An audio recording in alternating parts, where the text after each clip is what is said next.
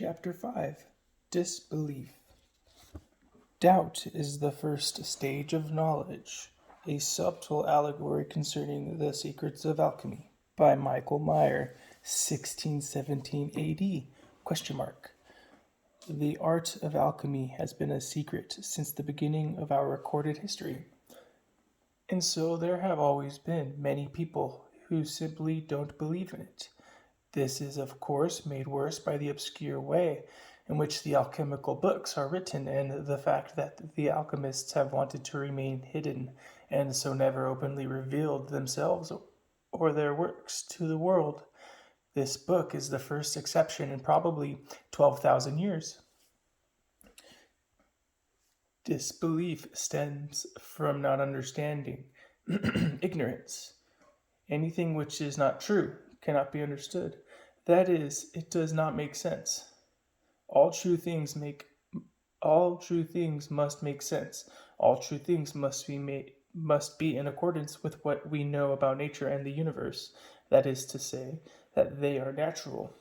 Nothing true can be unnatural, because nature is everything, and so nothing is outside of nature.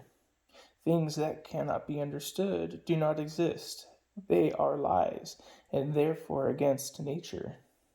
All things that exist are in accordance with nature, so all things that are true are in accordance with nature. The art of alchemy is only the imitation and acceleration of nature, so it is not possible to say that alchemy is untrue under this definition. This would be the same as saying that nature is untrue, so the definition of alchemy is self-supporting, as it only claims something based on what we already know to be true. Alchemy is the imitation and acceleration of nature.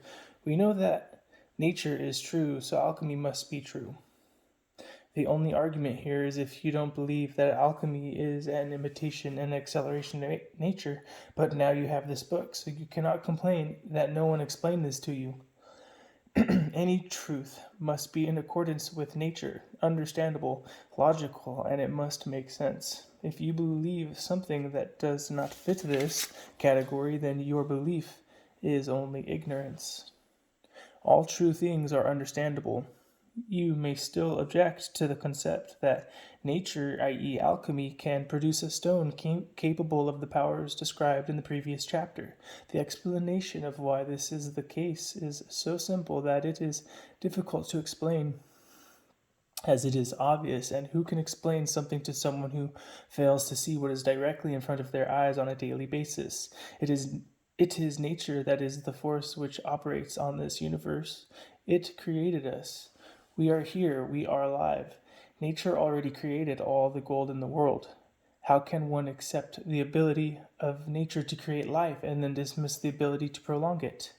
How can one accept the ability of nature to make gold and then dismiss this in the same sentence? We know that nature creates life. We know that nature creates gold. Alchemy is the imitation and acceleration of nature, so these things can be achieved with the art of alchemy. To summarize, if nature can give life, we can give life. If nature can make gold, we can make gold. Nature does it every day, so who are you to say it is impossible when it is before your very eyes? There are people who can read this book and not understand it, but the reason for this is not that what is written here is too complicated for these people, but that it is too simple for these people. The disbelievers are so inflated with their own egotistic vanity that they are unable to see truth even when it walks right up to them and slaps them across the face.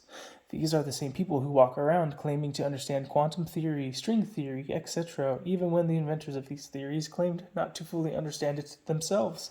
They are models, not truths. The only argument against alchemy is therefore ignorance, but whatever you believe, it doesn't change the truth. Both among ancients and moderns, the question whether alchemy be a real art or a mere imposture has exercised many hands and pens. In the case of a science which is familiarly known to a great body of learned men, the mere fact that they all believe in it supersedes the necessity of proof. But this rule does not apply to the art of alchemy, whose pretensions, therefore, need to be carefully and jealously sifted. The arguments which make against the justice of those claims must be fairly stated, and it will be for the professors of the art to turn back the edge of all adverse reasoning.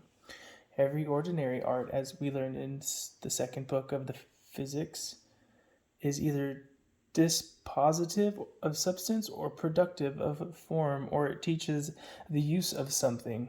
Our art, however, does not belong to any one of these categories. It may be described indeed as both dispositive and productive, but it does not teach the use of anything. It truly instructs us how to know the one substance exclusively designed by nature for a certain purpose, and it also acquaints us with the natural method of treating and manipulating this substance, a knowledge which may be either practically or speculatively present in the mind of the master. There are other crafts which are not artificial but natural, such as the arts of medicine, of horticulture, and glass blowing. They are arts in so far as they require an operator, but they are natural in so far as they are based upon facts of nature. Such is the art of alchemy. Some arts systemize the creations of the human mind, as, for instance, those of grammar, logic, and rhetoric, but alchemy does not belong to this class. Yet alchemy resembles other arts in the following respect, that its practice must be preceded by theory and investigation, for before we can know how to do a thing, we must understand all the conditions and circumstances under which it is produced.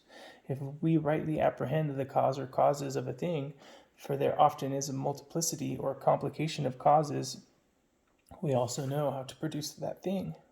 But it must further be considered that no one can claim to be heard in regard to the truth or falsity of this art who does not clearly understand the matter at issue, and we may lay it down as a rule that those who set up as judges of this question without a clear insight into the conditions of the controversy should be regarded as persons who are talking wildly and at random. Aristotle, in the Dialectics, says that every master has a right to speak authoritatively with a reference to his own art. According to this rule, it is the sages, and the sages only, that ought to be consulted with reference to the truth of alchemy. No one in his senses would deny the truth of alchemy for the very insufficient reason that he himself is ignorant of it. Such a person would be content with the authority of weighty names like Hermes, Hippocrates, and numerous others. There are many reasons why the master concealed this art, but if anyone denies its existence on the ground that he is ignorant of it, he is like someone who has been shut up all his life in a certain house, and therefore denies that the world extends beyond the four walls of his habitation. There is not really any need to advance any arguments to establish the actuality of our art, for the art itself is the best proof of its own existence, and being securely lodged in the stronghold of knowledge, we might safely despise the contradiction of the ignorant. In all operative sciences, as Aristotle sets forth, the truth of proposition ought to be sown, not by logical argument, but by ocular demonstration. The appeal should be not to the intellect, but to the senses, for particulars belong to the domain of sense, while universals belong to the domain of reason. If we are unable to convey to anyone an ocular proof of our art, this fact must not be regarded as casting a slur on our veracity. The difficulty of our task is enhanced by the circumstance that we have to speak of our art to the ignorant and scornful, and are thus in the position of a painter who should attempt to explain nice shades and differences of color to the colorblind, or of a musician who should discourse sweet harmony to the deaf. Every one, says Aristotle, is able to form a correct opinion only of those things which are familiarly and accurately known to him. But he who denies that snow is white cannot have any eyes in his head. How can anyone discover the truth in regard to any science if he lacks the sense to distinguish the special province of matter or the material relations with which that science deals? Such people need to exercise faith even to become aware of the existence of our art. Pythagoras, in the Turbo Philosophorum, says that those who are acquainted with the elements will not be numbered among deniers. A doctor who desires to prove that a certain medicine will produce a certain effect in a diseased condition of the human body must substantiate his position by practical experiment. For instance, someone suffers from a superabundance of red color in the veins of the stomach and liver, and I say that the cure is an evacuation after digestion. If I wished to discover what medicine would produce this effect, I would say everything that, after digestion, produces an evacuation of bile will heal the patient. Now, I know that rhubarb or scammania will produce this effect. Therefore, rhubarb or scammania will be the right remedy to choose. Nevertheless, the truth of my assertion could be satisfactorily proven only by means of a practical experiment. In all these matters, as Hammock says, nothing short of seeing a thing will help you know it. If you wish to know that pepper is hot and that vinegar is cooling, that colocynth and absinthe are bitter, that honey is sweet and that aconite is poison, that the magnet attracts steel, that arsenic whitens brass, and that tusia turns it of an orange color, you will in every one of these cases have to verify the assertion by experience. It is the same in geometry, astronomy, music, perspective, and other sciences with a practical scope and aim. A like rule applies with double force to alchemy, which undertakes to transmute the base metals into gold and silver. Whatsoever has the power to transmute imperfect and complete metals has the power to make gold and silver. Now this quality is possessed by the stone which the philosophers make known to us. It is plain that there are but two perfect metals, namely gold and silver, just as there are but two perfect luminaries, namely sun and moon. The other metals are imperfect and incomplete, and whosoever reduces them to perfection, the same also converts them into gold and silver. The truth and justice of this claim, like all other propositions of a practical nature, has to be demonstrated by a practical experiment, and in no other way can it be satisfactorily shown. But such a practical demonstration would, on the other hand, once for all put an end to the controversy, and convincingly demonstrate to every well-regulated mind the truth of the art by which it is accomplished. Find our art, says Galen, and you will have proved its reality, which is performed not by the first principles of the art, but by its operations. It is absurd to prove the existence of nature, or to argue the possibility of what is known. Those who are ignorant of any science are like the spectators who can distinguish neither the persons nor their gestures on the stage. A blind man might as well discourse about colors and criticize the merits of a picture. A deaf man might as well set up as a judge of some musical composition, as an uninformed person presume to deliver judgment on the claims of the art of alchemy. When, indeed, the stone is found, our friends who now laugh and sneer at us will be at a loss how to express their love. The New Pearl of Great Price by Peter Bonus, 1338 A.D. To some foolish and shallow persons, I have several times expounded this art in the simplest manner and even word for word, but they despised it only and would not believe me. The Golden Tract concerning the Stone of the Philosophers by an anonymous German philosopher, 16th to 17th century, ? For the matter is only one thing, and would remain one thing, though 100,000 books had been written about it, because this art is so great a treasure that the whole world would not be a sufficient compensation for it. It is described in obscure terms, yet openly named by all, and known to all, but if all knew its secret, no one would work, and it would lose its value. On this account, it would be impious to describe it in universally intelligible language.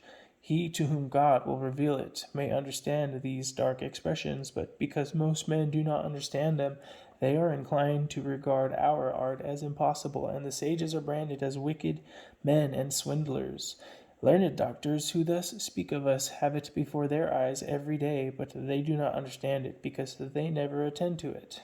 And then, forsooth, they deny the possibility of finding the stone. Nor will any one ever be able to convince them of the reality of art, so long as they blindly follow their own bent and inclination. In short, they are too wise to discern it, since it transcends the range of the human intellect, and must be humbly received at the hand of God. It is their own ignorance, the skeptics, that prevents them from attaining to a true knowledge, but they put the blame on our writings and call us charlatans and impostors. They argue that if the stone could be found at all, they must have discovered it long ago, their eyes being as keen and their minds as acute as they are. Behold, say they, how we have toiled day and night, how many books we have read, how many years we have spent in our laboratories. Surely, if there were anything in this art, it could have escaped us. By speaking thus, they only exhibit their own presumption and folly. They themselves have no eyes, and they make that an argument for blaspheming our high and holy art. Hermes is right in saying that our art is true and has been rightly handed down by the sages. All doubts concerning it have arisen through false interpretation of the mystic language of the philosophers.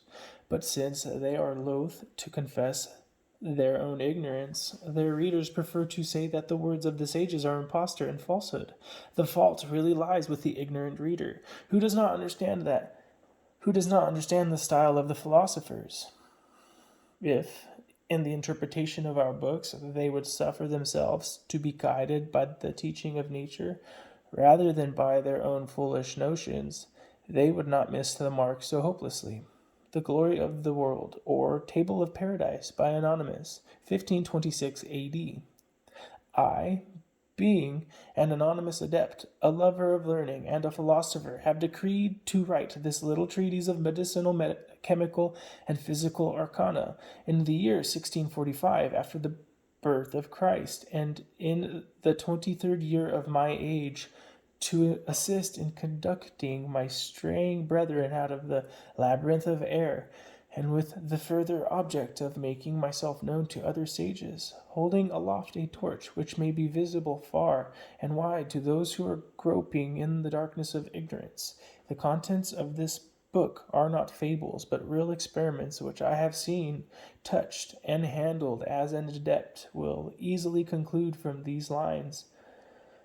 I have written more plainly about this art than any of my predecessors. Sometimes I have found myself on the very verge of breaking my vow, and once or twice had to lay down my pen for a season, but I could not resist the inward prompting of God, which impelled me to persevere in the most loving course, who alone knows the heart, and to whom only be glory forever. Hence, I undoubtedly gather that in this last age of the world many will become blessed by this arcanum through what I have thus faithfully written, for I have not willingly left anything doubtful to the young beginner.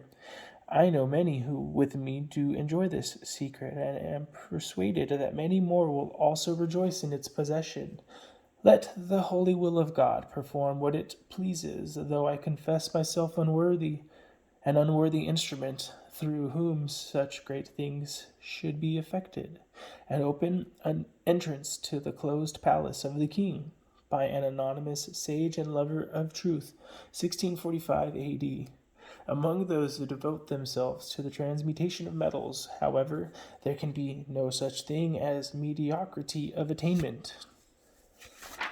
A man who studies this art must have either everything or nothing. An alchemist who knows only half his craft reaps nothing but disappointment and waste of time and money.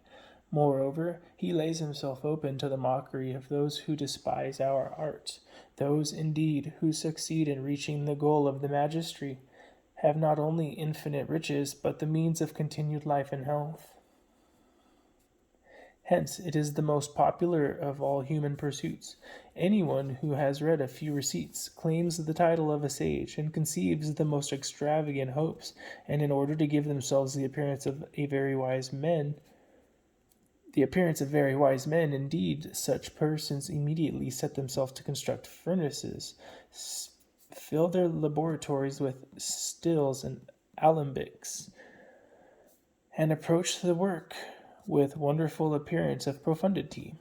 They adopt an obscure jargon, speak of the first matter of the metals, and discuss with a learned air the rotation of the elements, and the marriage of Gabricius with Bega.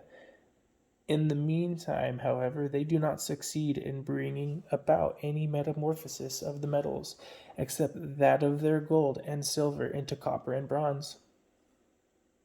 When captious despisers of our art see this, they draw from such constant failures the conclusion that our art is a combination of fiction and imposture, whilst those who have ruined themselves by their folly confirm this suspicion by preying on the credulity of others, pretending to have gained some skill by the loss of their money.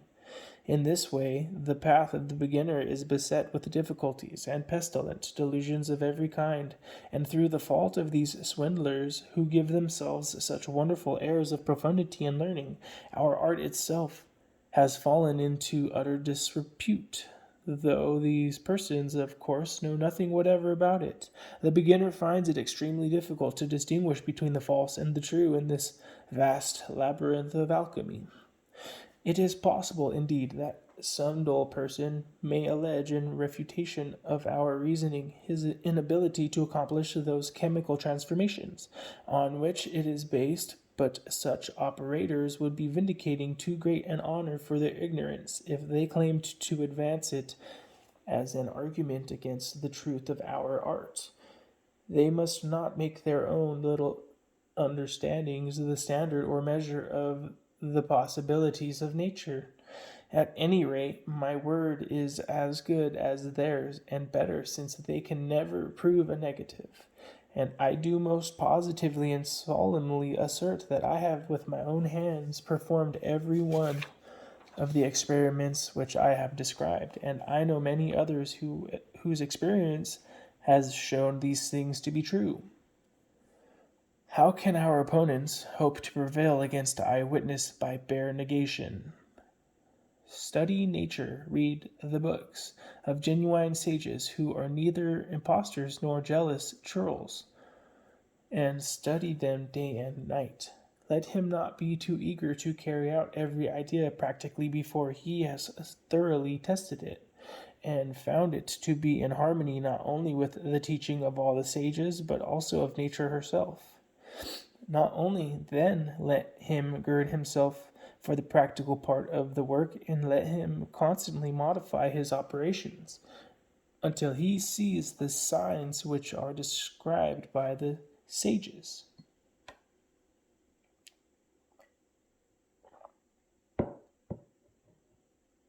Nor let him despair though he take many false steps, for the greatest philosophers have learned most by their mistakes. The Metamorphosis of Metals by Irenaeus Philalethes, 1694 AD. But why is it called a stone, though it is not a stone, and how is it to be found? The sages describe it as being a stone and not a stone, and the vulgar, who cannot imagine how so wonderful a thing should be produced except by art, magic, decry our science as impious, wicked, and diabolical. Some silly persons clamor for an act, making the profession of practice of this art punishable by statute, law. Now one can hardly be angry with the illiterate and ignorant persons who raise this cry, but when it is taken up by men of exalted station and profound learning, one hardly knows what to say. These men I also reckon among the rude multitude, because they are deplorably ignorant of everything pertaining to our art, and yet forgetful of their dignity. They join in the hue and cry against it, like so many cowardly village curs. It is neither religious nor wise to judge that of which you know nothing, and yet that is exactly what these people do, who claim to be both Christians and scholars. A Brief Guide to the Celestial Ruby by Irenaeus Philolaethus, 1694 AD.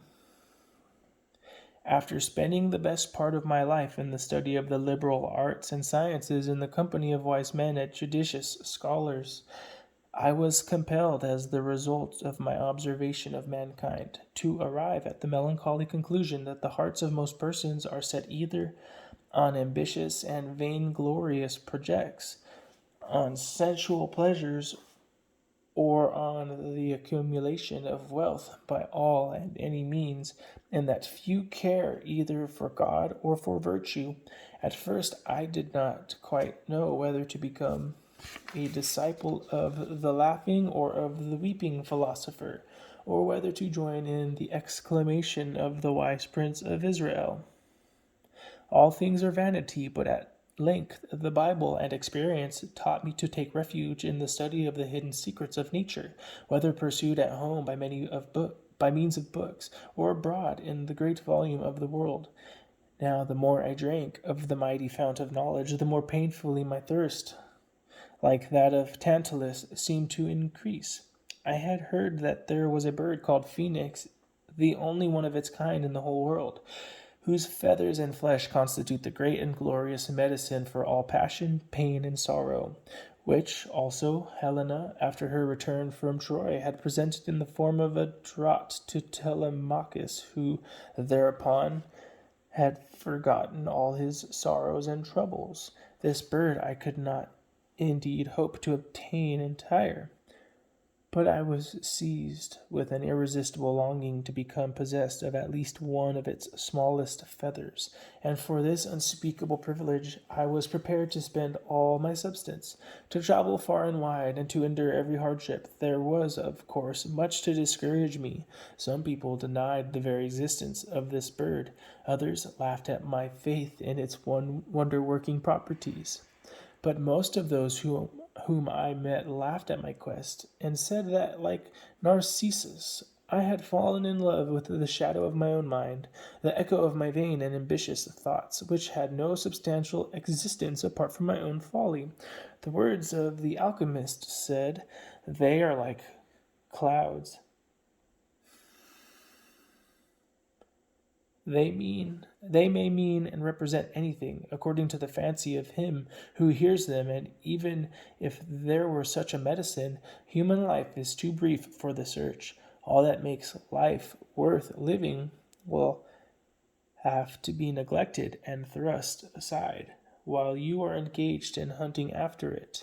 If we can pick up a knowledge of this secret casually, and whilst devoting ourselves to other pursuits, well, but if not, we can very ill spare the time for a closer search." These objections, at least the latter half of them, I met as follows. The quest of this medicine demands the holy powers of a man's body and mind. He who engages in it only casually cannot hope to penetrate even the outward rind of knowledge.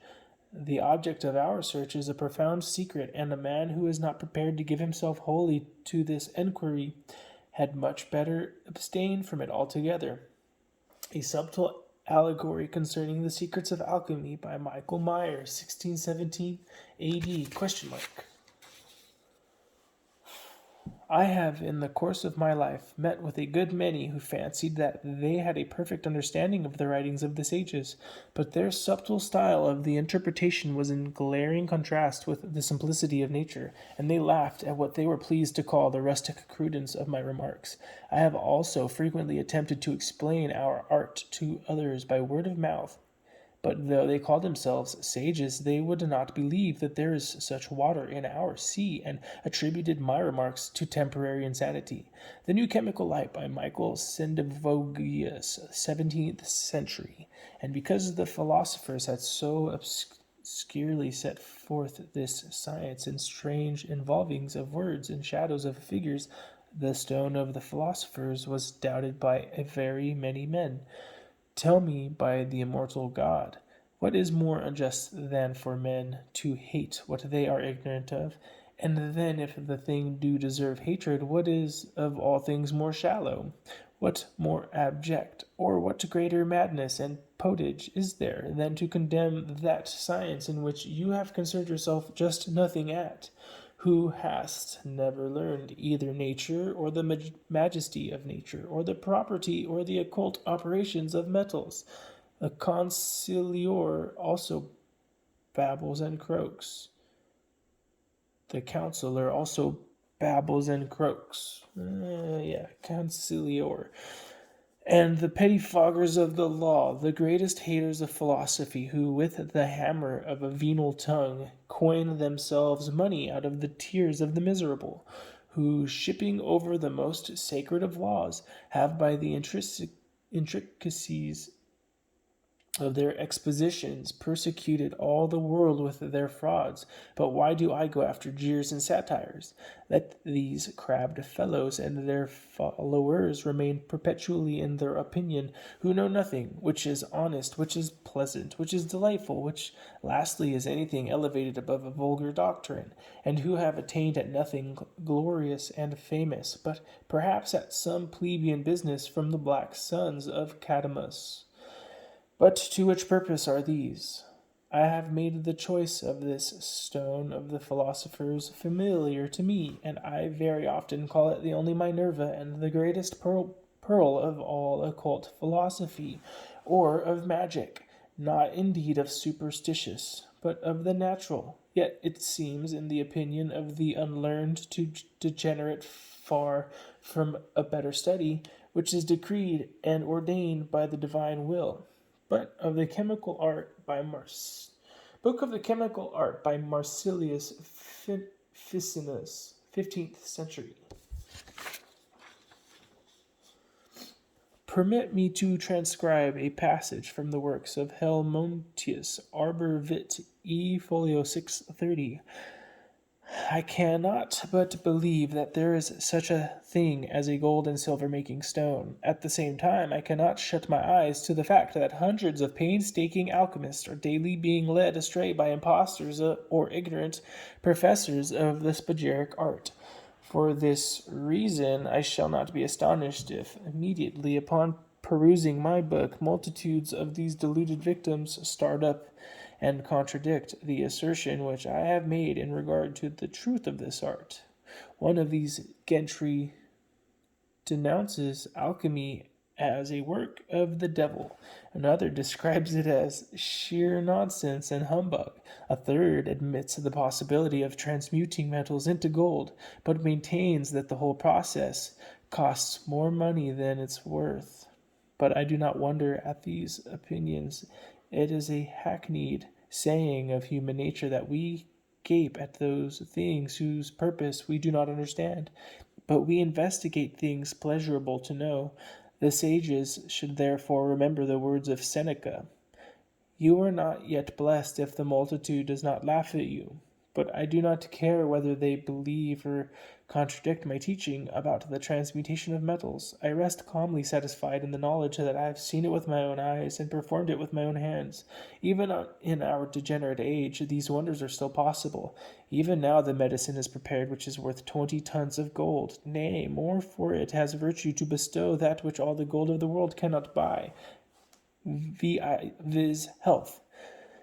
Blessed is that physician who knows our soothing medicinal potion of mercury, the great panacea of death and disease. But God does not reveal this glorious knowledge to all men indiscriminately, and some men are so obtuse with a judicial blindness that they wonder at the activity of the simplest forces of nature, as, for instance, the attractive power which the magnet exercises upon the steel. But, whether they believe it or not, there is a corresponding magnet force in gold which attracts mercury, in silver which attracts copper, and so with all other metals, minerals, stones, herbs, and plants, etc. We must not be surprised at this persistent opposition to truth. The light of the sun pains the eyes of owls.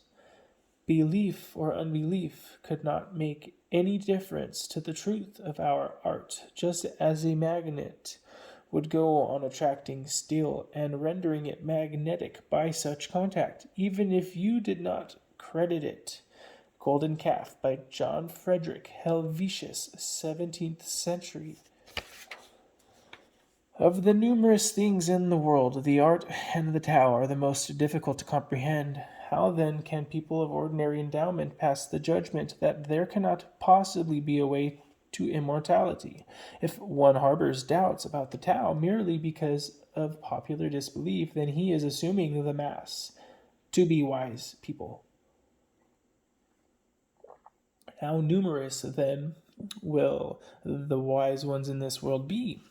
Furthermore, those who understand the Tao and the work for its attainment, are they not the most stupid, even more stupid than the common people? Many fear to attempt to seek for immortality, lest they should fail and expose themselves to ridicule as victims of folly and deception.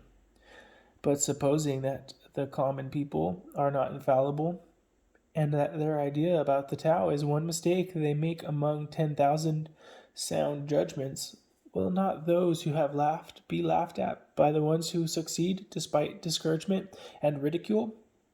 Even the sun and moon cannot shine on everything. How can the people's mind be so omniscient as to be entirely trustworthy? On the gold medicine and on the yellow and the white by Ko-Hun, 4th century Chinese.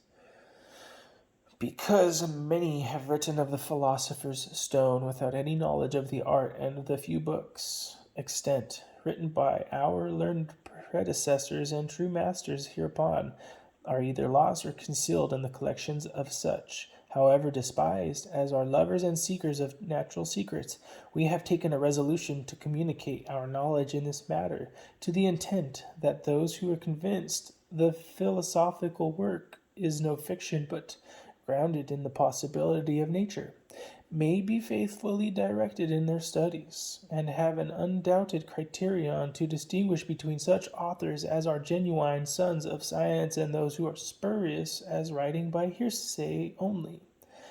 So bewildered is human ingenuity when it leaves the beaten track of truth and nature to entangle itself in a multiplicity of fine-spun inventions. The searcher of nature will rejoice greatly in this discovery as grounded in reason and sound philosophy, but to fools it would be in vain, should even wisdom herself cry out in the streets. Wherefore, leaving such persons to hug themselves in their own imaginary importance, we shall go on the Philosopher's Stone by Anonymous, 12th to 17th century, ?